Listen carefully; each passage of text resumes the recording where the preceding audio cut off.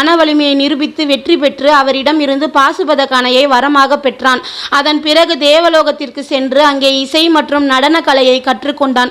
மேலும் ஊர்வசியிடம் இருந்து சாபத்தை பெற்று அந்த சாபம் இந்திர தேவனால் வரமாக மாற்றி அமைக்கப்பட்டது. பிறகு விராட பருவத்தில் சாபமாக கிடைத்த அந்த வரத்தை சரியாக பயன்படுத்தினான் அர்ஜுனன். சொர்க்கத்தில் இருந்த அனைத்து தேவர்களின் கணைகளை பற்றியும் தன் மனதை அலைப்பாய விடாமல் ஒரே நிலையில் வைத்து மிகுந்த பக்தியுடன் கணைகளுக்கு தேவையான மந்திரங்களையும் கற்றுக்கொண்டான். அர்ஜுனன் அனைத்து தேவர்களின் அனைத்து கலைகளை பற்றியும் மிகவும் குறைந்த நேரத்தில் கற்றுக்கொண்டதை பார்த்த இந்திர தேவன் அர்ஜுனனை, குரு வம்சத்தை நிலைநிறுத்த வந்திருப்பவனே, நீ மிகவும் கவனம் உள்ளவனாகவும் சாமர்த்தியசாலியாகவும் உண்மையானவனாகவும் இருக்கிறாய்.